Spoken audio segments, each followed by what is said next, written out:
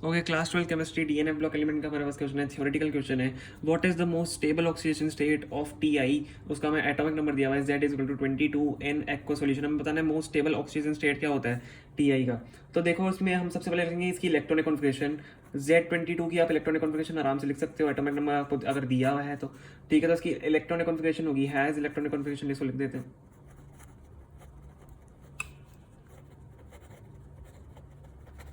ठीक है, has electronic configuration. हम इसकी इलेक्ट्रॉनिक कॉन्फिगरेशन लिखते हैं। देखो आर्गन आपका होता है 18, तो हम सीधा आर्गन ऐसे लिख के, ठीक है, हम यहाँ पे आर्गन लिख देते हैं और इसके ऊपर चलो लिख भी दो यहाँ पे 18। ठीक है, आर्गन आपका 18 होता है। उसके बाद कितने आपको करना है, 22 करना है। तो हम क्या करेंगे 3D2, ठीक है, 3D2 और 4S2। तो हमने 4 और ऐड कर दिया, कितना हो गया, एटॉमिक नंबर 22 हो गया।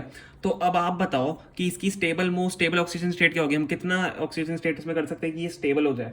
देखो हम अगर आर्गन ले आए, इन दोनों इलेक्ट्रॉन्स को हम हटा दें, इससे इलेक्ट्रॉन हटा दें, क्योंकि ये दोनों देखो दोनों भी स्टेबल नहीं है। 3D2 आपका स्टेबल नहीं होता, या तो हाफ फिल्ड होना चाहिए, फुल फिल्ड होना चाहिए, उसको हम स्टेबल बोलते हैं। अगर आप यहाँ से 2 इलेक्ट्रॉन इसको दे भी दो डी को, तो ये स्टेबल फिर भी नहीं होगा। ठीक है, तो हम क्या करेंगे, इन दोनों इलेक्ट्रॉन्स को अगर हटा दें और आर्गन हमारा, तो अगर हमारा आर्गन इलेक्ट्रॉनिक कॉन्फिगरेशन बच जाएगा टीआई का, तो वो हमारा सबसे स्टेबल इलेक्ट्रॉनिक कॉन्फिगरेशन होगा।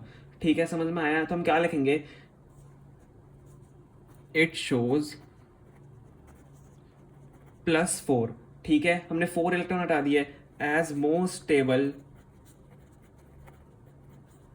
Oxidation state. ठीक है, ऑक्सीडेशन स्टेट को मैं OS से डिनोट कर रहा हूँ, आपको पूरा लिखना है एग्जाम में। ठीक है, as most oxidable state in, आप क्या लिखोगे, इन विच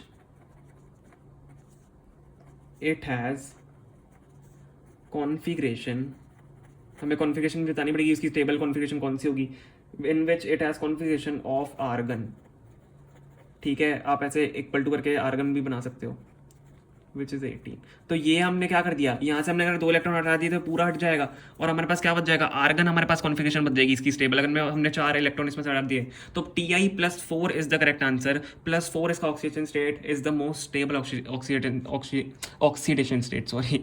ठीक है, तो यही आपका इसका करेक्ट आंसर है। होप आपको समझ में आया होगा। अगर समझ में आया तो प्लीज़ वीडियो को लाइक करना एंड प्लीज़ चैनल को सब्सक्राइब करने से हमारी बहुत ज़्यादा हेल्प हो जाती है। हम ऐसी इंपॉर्टेंट क्वेश्चन बनाते रहते हैं। ठीक है, thank you so much for watching.